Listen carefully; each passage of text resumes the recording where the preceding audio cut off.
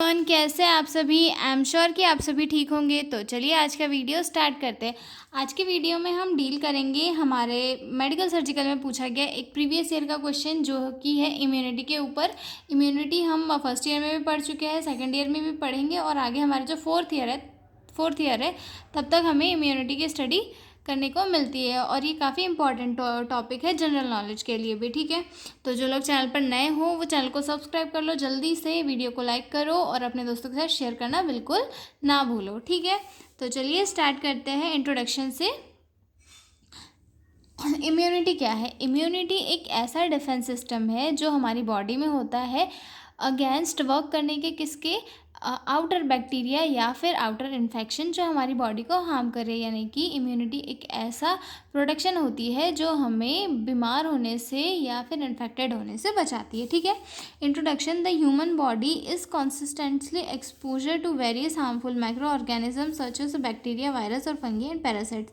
जो human body है उसे बहुत सारे हार्मफुल बैक्टीरिया से जो है इंटरेक्ट करना होता है या फिर जो ह्यूमन बॉडी है वो बैक्टीरियाज के एक्सपोजन में जाती है, जैसे कि वायरस, बैक्टीरिया, फंगाई, पैरासाइट, इन सभी के कांटेक्ट में जाती है।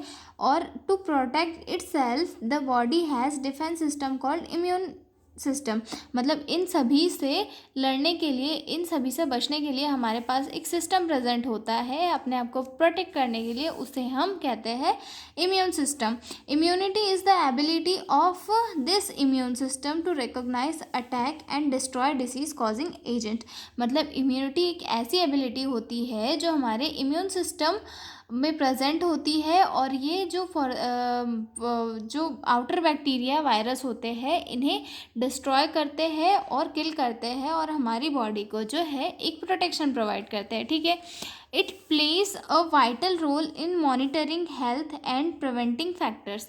मतलब ये जो है एक वाइटल रोल प्ले करते हैं हमारी हेल्थ को मॉनिटर करने में और इन्फेक्शन से हमें बचाने में। ठीक है,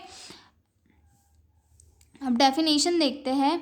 immunity refers to the capability of the body to resist harmful microorganism or toxins by preventing their development by neutralizing their effect। मतलब इम्यूनिटी जो है एक कैपेबिलिटी होती है हमारी बॉडी की जो कि हमें माइक्रो ऑर्गेनिज्म से प्रोटेक्ट करके रखती है और हमारे बॉडी को एक न्यूट्रल वे में रखती है और हमारी बॉडी में कोई भी ये जो हार्मफुल इफेक्ट है वो नहीं होने देती है। ठीक है, it is the condition of being protected against infectious diseases either through previous exposure और वैक्सीनेशन। मतलब ये ऐसी कंडीशन होती है जिसमें कि हमारी बॉडी जो है इन्फेक्शन से प्रिवेंट होती है। ये जो है हमें हमारे बर्थ से हमारे साथ भी मिल सकती है पेरेंट्स के थ्रू या फिर वैक्सीनेशन के थ्रू हम हमारी बॉडी में इसे इंस्टॉल करते हैं और फिर जो डिसीज़ है उनसे प्रिवेंट करते हैं। फॉर एग्जांपल के लिए कोविड से बचने के लिए कोविशील्ड और कोवैक्सीन यूज़ की गई थी। ठीक है, अब हम देखते हैं types of immunity. So here are two major type of immunity.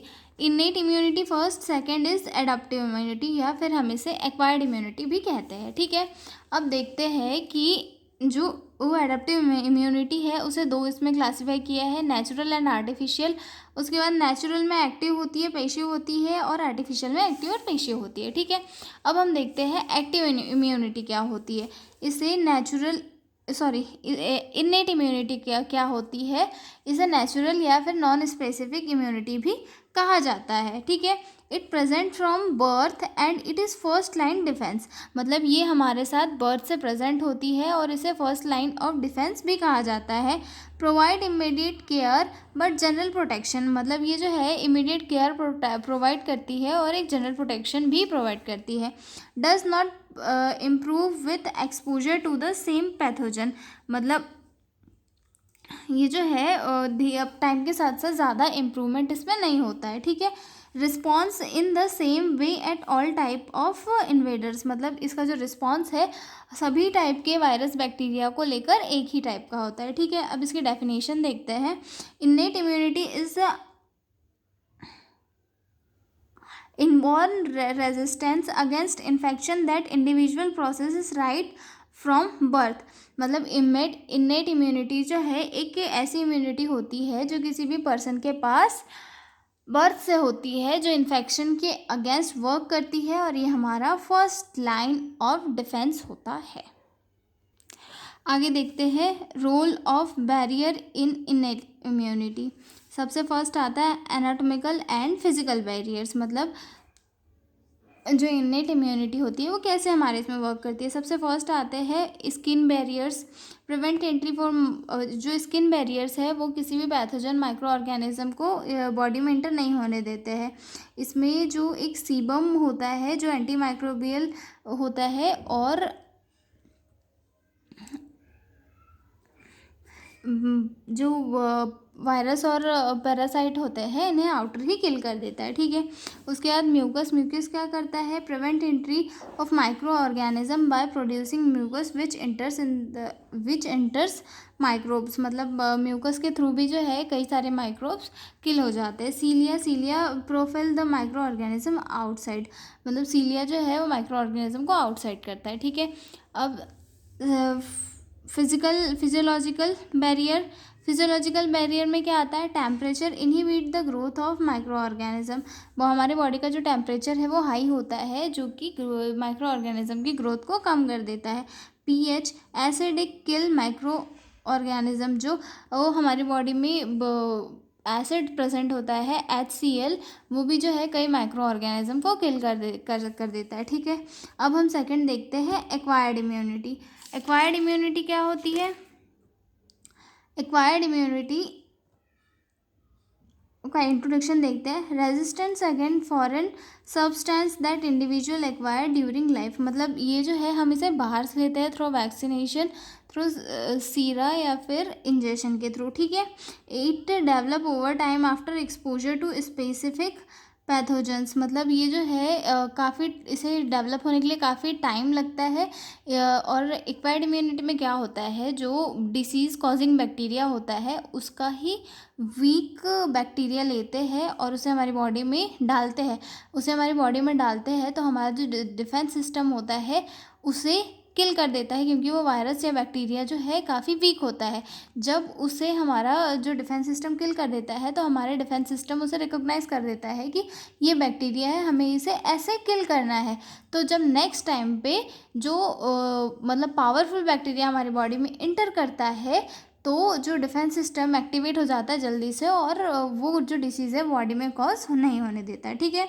और ये जो है ओवर टाइम डेवलप होता है, मतलब हम वैक्सीन डालने की तुरंत बाद डेवलप नहीं होता है, इसे डेवलप होने के लिए टाइम लगता है, ठीक है। Provide long lasting and targeted defence, मतलब ये काफ़ी लॉन्ग लास्टिंग डिफेंस प्रोवाइड करता है। Has the ability to remember previous, मतलब इसमें एबिलिटी होती है कि ये प्रीवियस जो बैक्टीरिया वायरस है उन्हें याद रख सके, ठीक है। Infection response more effectively upon री एक्सपोजर, मतलब ये एक बार याद कर लेता है और फिर जब उसका अगेन री एक्सपोजर होता है उस वायरस या बैक्टीरिया से तो वो उसे सडन किल कर देता है। Involves specialised cell like T cells and B cells, इसमें जो है कुछ सेल्स इंक्लूड होती है जैसे कि टी सेल्स और बी सेल्स, ठीक है। आगे देखते हैं इसके टाइप्स को डिटेल में। आगे देखते हैं एक्वायर्ड इम्यूनिटी, इसके क्या क्या इसके कंपोनेंट देखते हैं। सबसे पहला तो इसमें टी सेल होती है, देन बी सेल होती है। ये टी सेल जो है सेल्यूलर इम्यूनिटी देती है और बी सेल जो है वो एच इम्यूनिटी देती है, ठीक है। अब इसके टाइप्स देख लेते हैं। Active immunity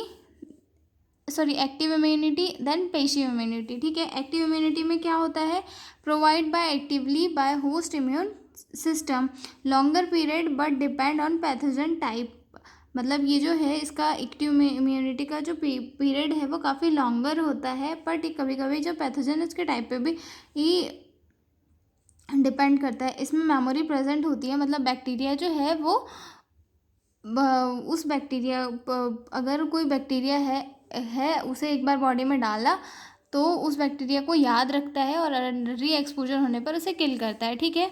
not useful in immunodeficiencies individuals, मतलब अगर किसी को इम्यूनोडेफिशिएंसीज जैसी कोई डिसीजेस है तो उनके लिए एक्टिव इम्यूनिटी जो है यूजफुल नहीं होती, ठीक है। अब इसमें दो टाइप की होती है, natural immunity and artificial. Natural immunity कैसे develop after exposure of microbial infection, for example chicken pox. मतलब नेचुरल इम्यूनिटी कैसे कि ये नेचुरली बनती है, जैसे कि किसी कोई पर्सन है उसे किसी बैक्टीरिया से उसका एक्सपोजर हुआ है, फॉर एग्जांपल चिकन पॉक्स, तो अगले टाइम पे उसकी बॉडी में जो है अपने आप सडन एंटीबॉडीज़ बनने लग जाएगी। ठीक है। Artificial immunity induced by vaccination. Artificial immunity में क्या होता है, वैक्सीनेशन के थ्रू डाली जाती है। फॉर एग्जांपल के लिए बैक्टीरियल वैक्सीन और बैक्टीरियल वैक्सीन जैसे कि BCG for tuberculosis.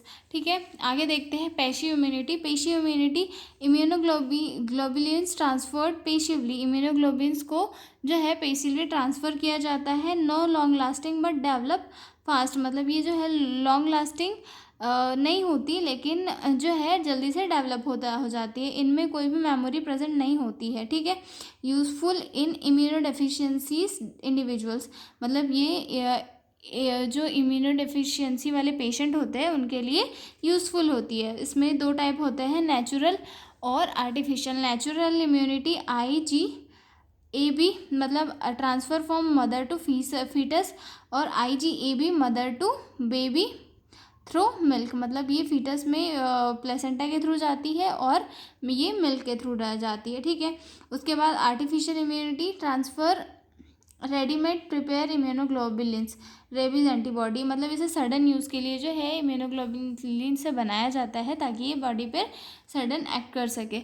I am sure कि आपको इम्यूनिटी समझ में आई होगी, और अगर आपको कोई क्वेरी हो तो आप मुझसे कमेंट में पूछ सकते हैं। तो हम मिलेंगे अगले वीडियो में एक नए क्वेश्चंस के साथ। And all the best for your exam. Bye bye.